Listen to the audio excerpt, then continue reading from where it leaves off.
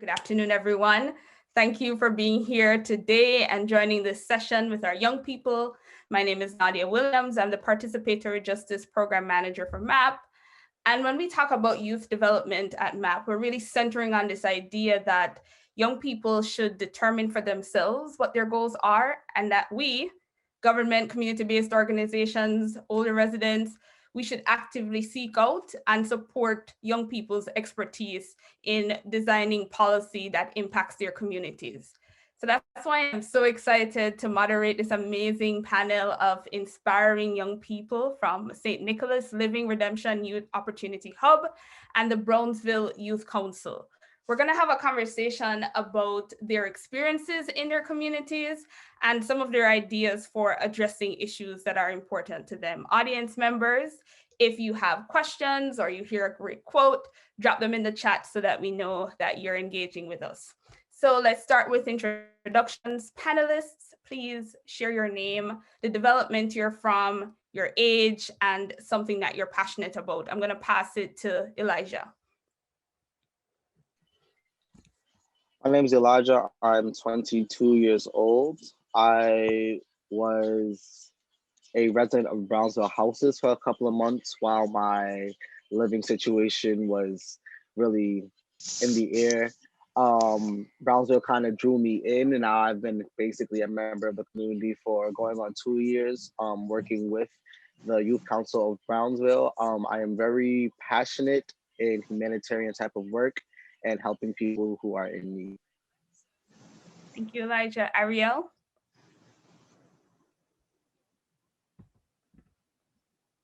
Hello, my name is Ariel. I am 18 years old. I'm from Van Dyke Houses.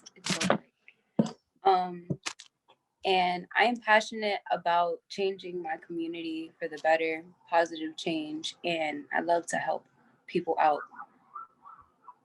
That's it. Thank you, Ariel. Keshawn?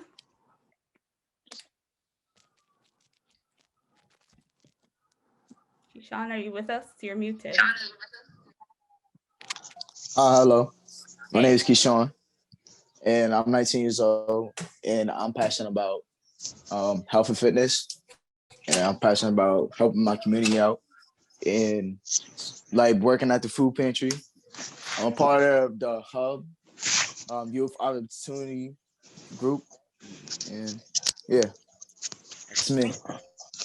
Thank you, Keshawn. I want to open up this conversation by asking you, the panelists, about some of the work that you've been doing in your communities. So my first question is, what activity or program are you most proud of?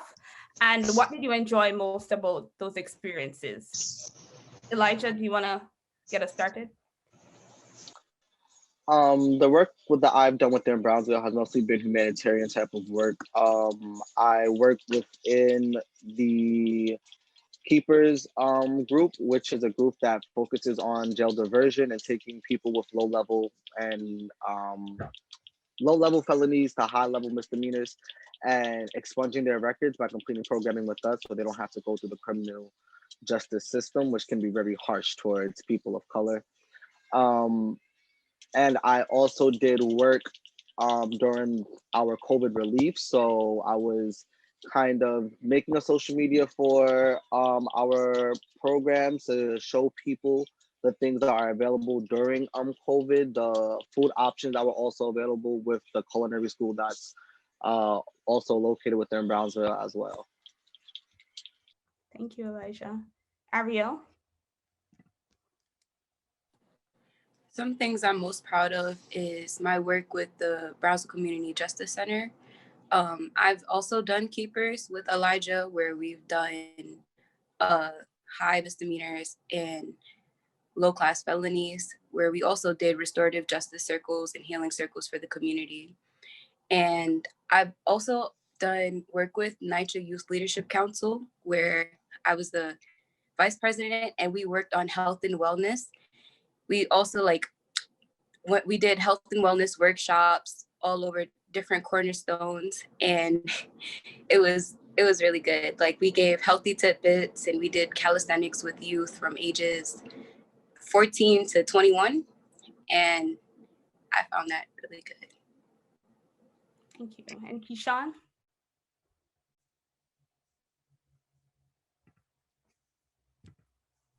Hi, I'm here. What I'm proud of doing over this pandemic. I've been working at the food pantry at Living Redemption, and I've been helping out the community by serving food to the community, going out to different communities, giving out food to people because I feel like in this pandemic, people wasn't getting like the right amount of money to serve to feed their own families. So I was just being a helping hand and helping people out basically, and giving out products that can like soap and everything, soap and cleaning products to people that really need it. So that's what I'm really proud of, because I feel like that's a big step in helping people and making my community better in some type of way.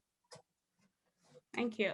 So one of the things that resonated with me as I was listening to you describe your experiences and the things that you're most proud of is this commitment to service. And it speaks to your responsiveness and your commitment to making a difference in your communities, whether it was helping out with meal deliveries or doing restorative justice work or just being really responsive in the height of the pandemic. It really speaks to young people making a difference in their communities. I want to shift gears a little to discuss some of the priorities for young people in your communities. So my question is, what issues are important to you in terms of your community's health and safety, and why? Ariel, do you want to kick us off? Sure.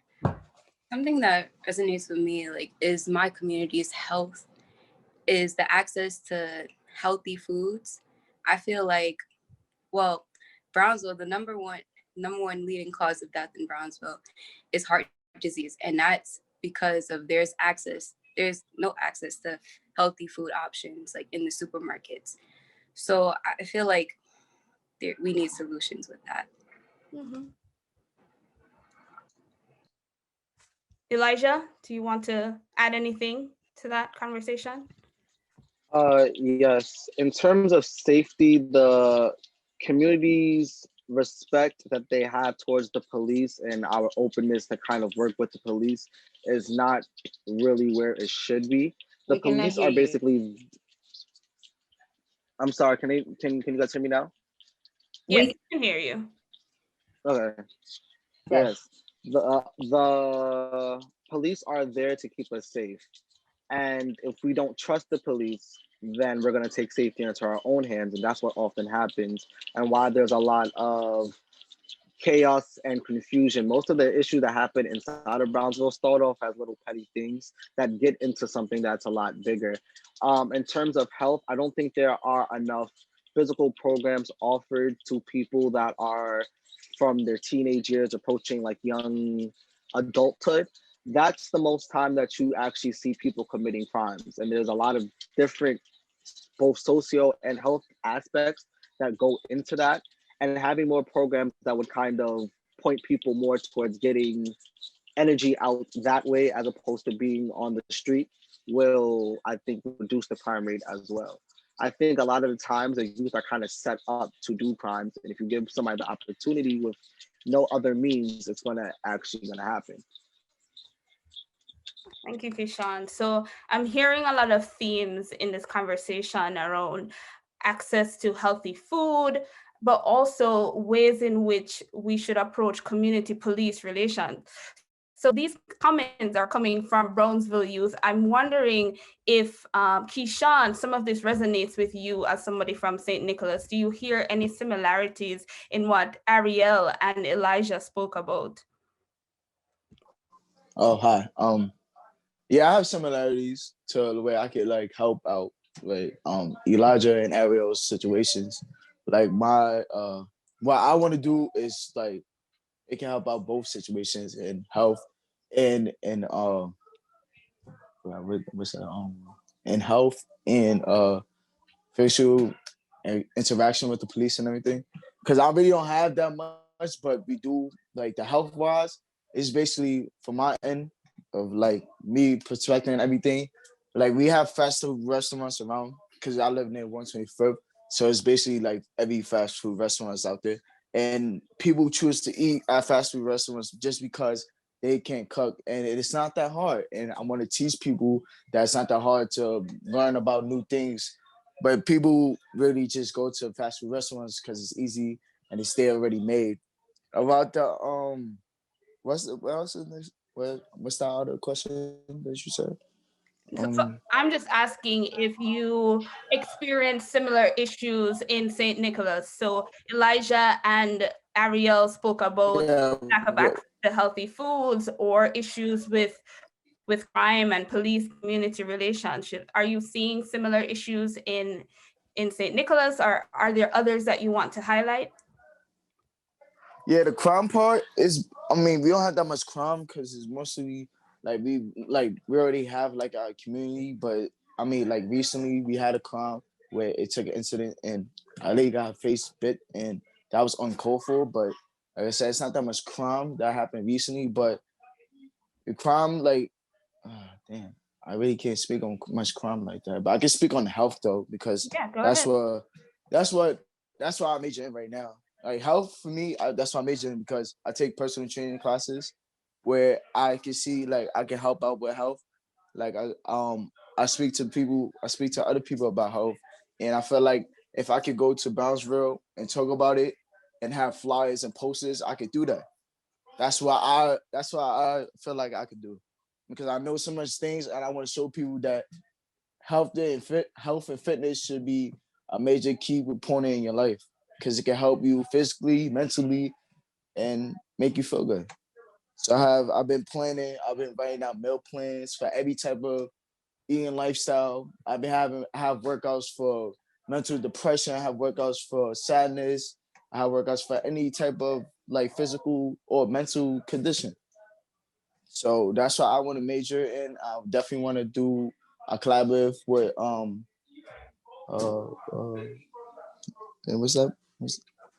what project is it from? What type of I forgot. I definitely want to yes, I would definitely want to collab with Brownsville. So Keshawn, what I'm hearing from you is actually really important, right? Yeah. So Ariel and Elijah spoke about the importance of access to healthy foods, more opportunities for them to engage with police, and you're talking about education. So it's one thing to have access to healthy food, but if folks don't know about the foods that they're consuming or the benefits, then they might not be as receptive. I think this is a good conversation that we're having around problem identification. I want us to spend some time discussing potential solutions so that we can have a better understanding of where government and community-based organizations should direct their efforts. So my question to you is, if you could design a solution to address the issue that's most important to you, what would that look like? What kind of supports are you looking for? Ariel, do you want to start? Sure.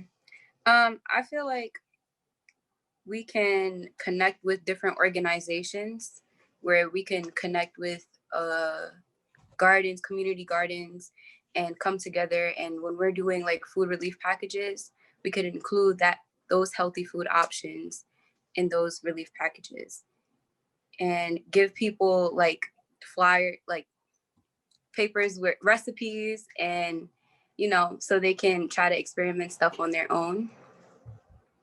Thank you for sharing that.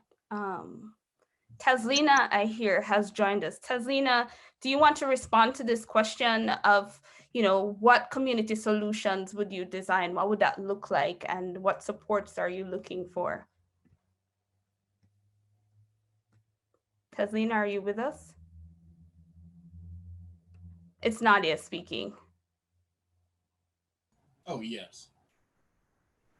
Okay, I'm going to move on to Elijah until Tazlina figures out her audio. What would your community solution look like, Elijah, and what supports are you looking for? Well, first, I honestly think that us as a Black community have forgotten the power that we should have to our elders. And then I say that to say, I really do want our elders to start taking part of the circles that we have and learn how to do them, so that they are the ones that are solving a lot of our domestic issues before we have to get the police involved. Again, a lot of these issues start off small, and getting advice from someone who knows you, and two, someone who has been there and Yeah, I'm seen it, here, but it I'm having can. trouble hearing. Like, it sounds very low. Okay, Tazlina, I'll get to you in a minute. I'll just let Elijah finish I his. can't hear who's speaking. Okay, you Can can you hear just me? drop it in the chat, Tazlina. We can engage with you in the chat if you're having issues with audio. Okay, I'm sorry, Elijah. Do you want to continue? Yes. So basically, having basically a council of elders to solve a lot of our domestic issues would keep the police out of a lot of the issues that happen inside of Brownsville. Two, I want more community events planned with our local precinct. And I feel like there needs to be a real open communication between the precinct and a lot of these youth groups and a lot of these youth programs, because we are the front line to see what's going on when it comes to the youth. And the relationship that we have with our local precinct, it has started to pick up, but it's a real slow progress. To solve that, I think that there should be some type of programs actually run by the police. I was working on a program one time where there was a self-defense program being ran by the local precinct. So one, it was keeping people from wanting to use weapons and all of these things that can end a life. People were fighting less because they actually knew how to defend themselves. And on top of that, there was an actual ongoing relationship with the precinct and the community. The precinct started to know people by front name basis. Statistically, if we want to bring up money, I'm sure it takes a lot less resources to respond to a fight than it does to a shooting or a stabbing. And when people know how to defend themselves, a lot of those are going to statistically start to drop. It happens in most communities and almost all. That's the issue that's going on right now, is the fact that people are killing each other, and that's what we're trying to stop on both ends. Thank you, Elijah. I hope folks are really paying attention to some of the gems that Elijah just dropped about police engagement, about the many opportunities for police to engage with young people outside of enforcement, and that the young people are willing, they're open to having conversations, they're open to having educational engagement activities with police officers in order to create a better relationship with community. Keshawn, do you want to jump in this conversation? Do you have anything to add on this, or do you have your own community solution that you want to share with the audience?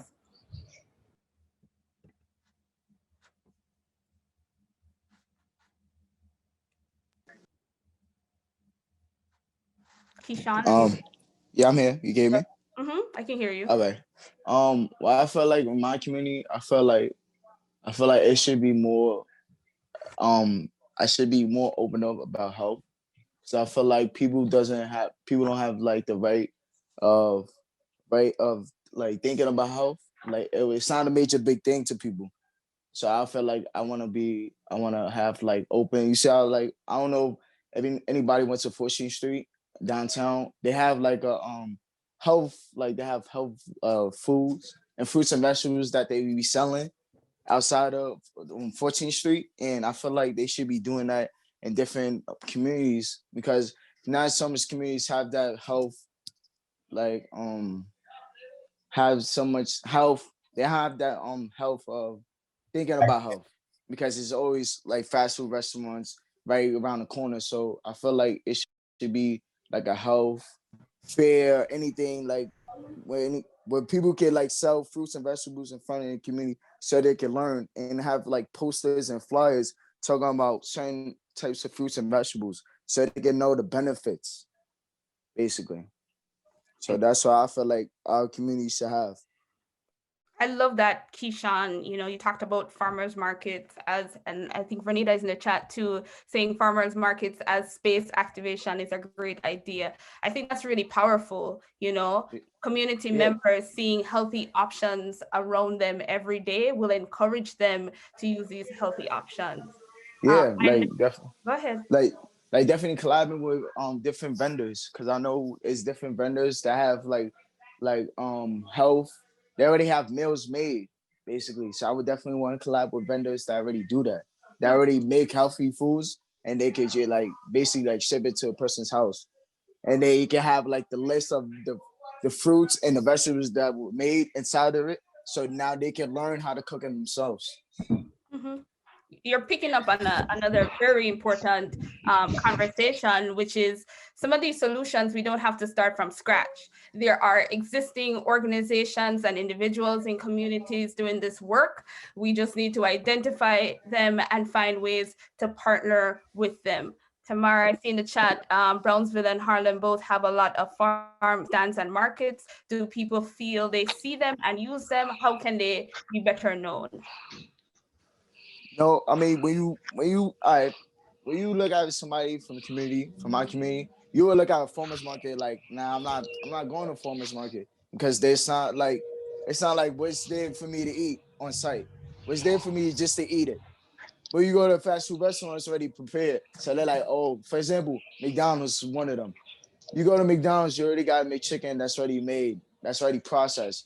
People don't really look at it as it's processed or as it's made. They just look at it like, oh, it tastes good. It's already made for me. When you go to a farmer's market, you gotta look at the fruits and vegetables like, yo, I don't know what this is. So I'm not gonna buy it. If I don't know what it is, I'm not gonna buy something and then I take it home, I'm just not eating it. So they go to McDonald's and just eat it. So I definitely feel like people should learn more about healthy fruits and vegetables, and it will be better for them in life changing ways. Yeah. Thank you so much, Keshawn. I think that's so important what you're saying. It's so Hi. easy to go get a meal at McDonald's, but when at your farmer's market, there might not be enough prepared healthy options for people to choose from. So I think that's a very important conversation. I see Renita in the chat saying healthy prepared food pop-up. I loved it. Hi, Naudia. Yes. One of the things that my daughter's school used to do, as far as fresh fruits and vegetables, they used to have a cooking class that required no heat. And some of these things that we did it together, and it was more likely that a lot of families figured out what certain fruits and vegetables were, and and we encouraged them to use these things more. And a lot of families actually found they like the things we did, and they use it in their own home. So maybe that's something that we could also look into, finding organizations that are willing to help us to do these non-flame cooking recipes and teach them what these different things are. So they go home with the knowledge of the fruits and vegetables, as well as the knowledge of how to prepare them. Because a lot of times, myself included, there's a lot of fruits and vegetables I don't cook because I just don't know how to. I wasn't brought up on how to cook vegetables. So having that, not only just the information of it, but having a session where we can have classes where we can do it together, I think that would make a difference also. Yeah. Can I jump in Yes. on that? Yeah. Can I jump Yeah. I'm in gonna on let you. So Yeah, I know there's just a minute. I know there are many of you who want to ask questions. I just want to make sure that our young people are being centered in this conversation. So there will be time at the end for you to ask questions. You can also drop it in the chat and I'll try to pick a few of you to ask questions. Is that okay? I don't have questions, I have solutions. So go ahead. Okay, I just want to make sure that they get to cover the issues that are important to them, and then we can get to the Q&A. We're wrapping up, I promise. All right. So I'm hearing some really great conversations and solutions here. You know, when I spoke to these young people earlier this week, they emphasized the importance of this platform to share their ideas with, in their words, people of influence, people who can make their ideas become a reality. If you could mute, please. I'm hearing some background noise. Thank you. So I want to make sure that they have the opportunity to share any lingering questions or thoughts that they have with the audience. So panelists, what questions do you have for policymakers, or what should they leave this conversation knowing? Elijah, I'll start with you. Well, I have one question. Yes. And it's not like a question that I just want answered. I just want this to really think about. Do you honestly believe that we can fix issues, firsthand issues, with secondhand funding? It's not going to work. The only way that we're going to fix anything is with more. We need more funding, and we deserve more funding for things like our architecture, for things like our school, for things like these young programs, because honestly, these are the only things that's really the front line of keeping places like Brownsville, keeping places like Harlem from going to how it used to be. Because 10, 20 years ago, you wasn't walking into Brownsville if you wasn't from Brownsville. You wasn't walking into Harlem if you wasn't from Harlem. It's these programs that change that type of stereotype. And the only thing that really separates us from the suburbs, from Beverly Hills, from all these luxury communities that we think of is opportunities. That's really much it. We have the talent. We have the same brain that they have. And a lot of, they're having a lot of great thinkers and a lot of influential people in history that have come from communities like this, communities like ours, our community, period. So with that being said, the only thing that's stopping us is opportunities. If we had the same opportunities that these people in these suburban areas was getting, we would be where they are. We don't have the opportunities for education. We don't have the opportunities for our own health. We don't even know what our own health is. Why don't we have a home ed class and we have how many schools around in Brownsville? I don't know. We're walking out of high school and we can't even do our taxes. Like, we need the opportunity to learn these things simply and like clean. Beautifully said, Elijah. You picked up on so many things, including funding, right? Budgets reflect people's priorities. And so it's important that if we're prioritizing young people's voices and their ideas, that we're funding them too. Thank you so much for sharing that. Ariel, do you have a question or a thought you want to share before we go into Q&A? My question is, like, where does the tax revenue go that we accumulate in Brownsville? The liquor stores, the bodegas, where does it go? How does it get poured back into our community? And how does it produce opportunities for us as youth?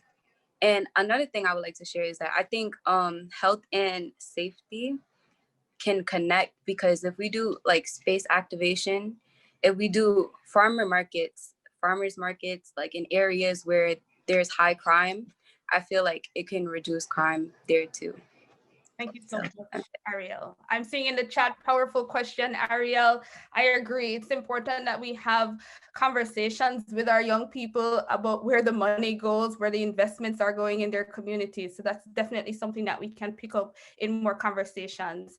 Keshawn, I want to leave the final thought to you before we move into our Q&A. Elijah and Ariel already took the words out of my mouth, basically. They already said like everything I wanted to say, but I want to definitely collab on Elijah what he said. Like we really think about it, it's a lot of people in our communities that have ideas and we really can't do it without the funding.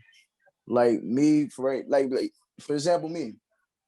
I'm learning to be the personal trainer, and my idea, my whole goal is to start a YouTube channel and teach about health and fitness, because I feel like I have the information and I want to share my information throughout whoever can meet to go on YouTube, on Instagram, like social media platforms. Everybody's on social media. Everybody's on Instagram, Facebook, Twitter, YouTube. Everybody's doing that. TikTok. So if I can have a platform where I can share that information, anybody can get the information. So I definitely feel like fun is a big part of learning how to do stuff and learning how to open up to the world and letting people, showing people, and yeah. Thank you, Keshawn. Keshawn is our resident health and fitness expert.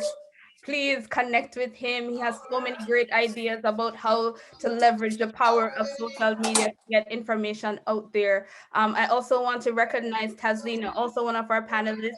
She said in the chat, also, I would help single mothers and help teens with housing and other safe places.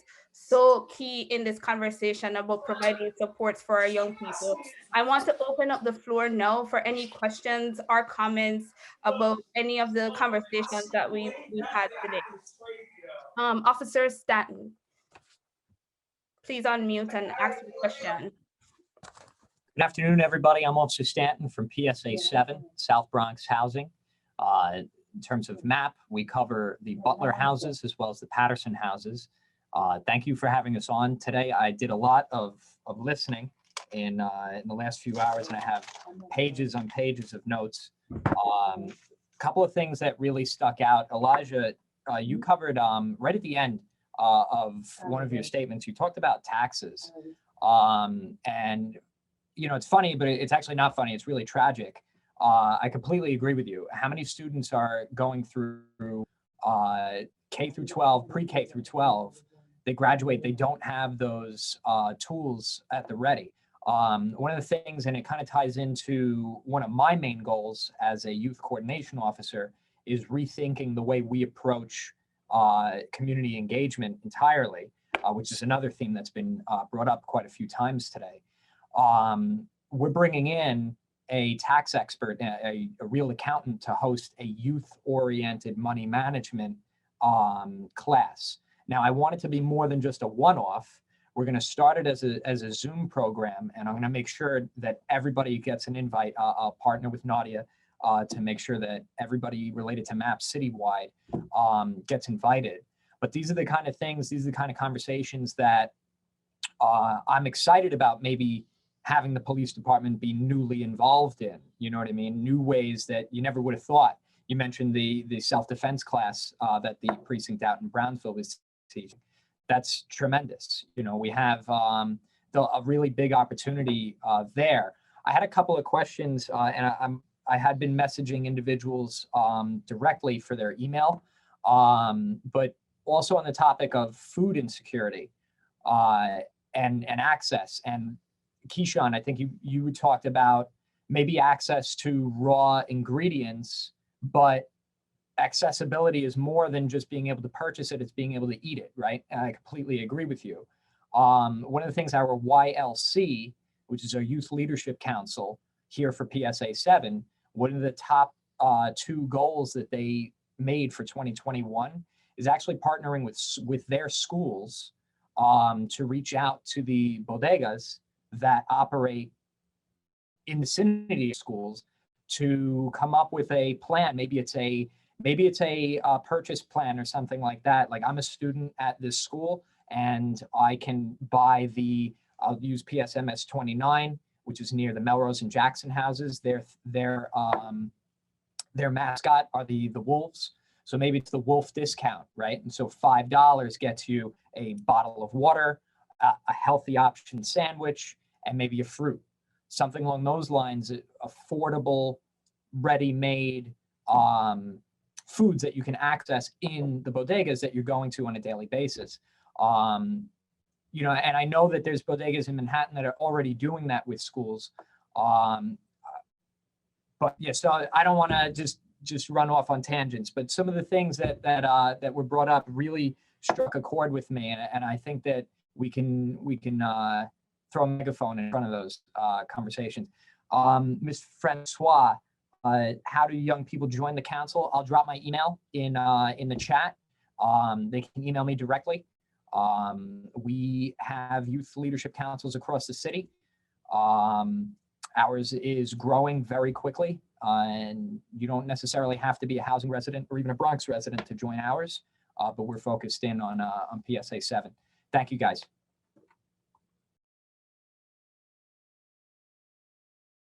I want to go to Connie next. I know you had a question.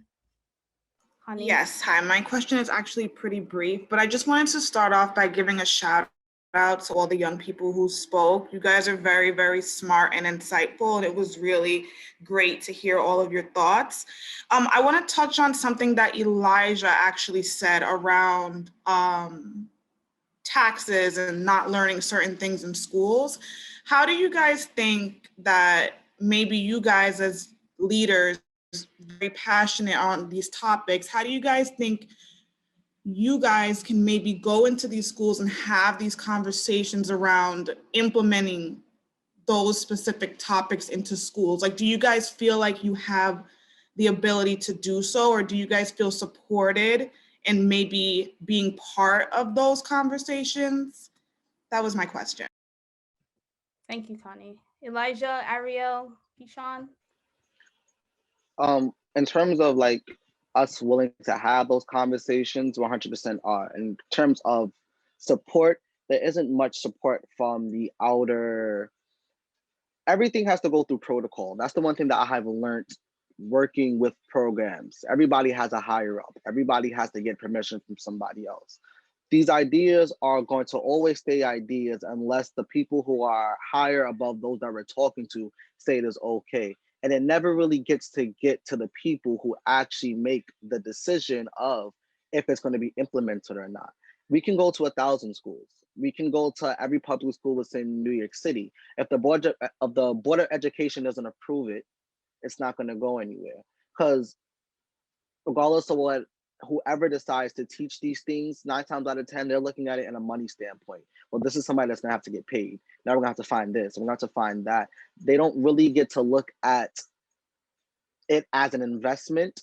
Most of these big businesses, and the Board of Education, unfortunately, is a big business, they look at it as profits versus loss. And that's what we're dealing with when it comes to our education in communities like Brownsville and communities like Harlem. We're looked at as profit versus loss type of people.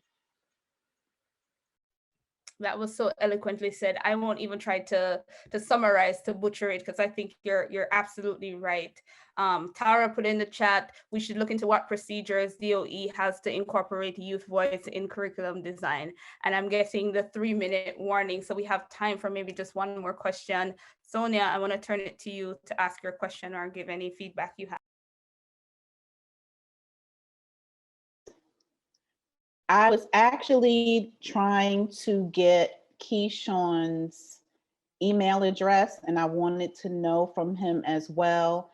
Would you be willing to offer group fitness classes? I would like to know how much you are willing to do based upon the input that you've had in the group today.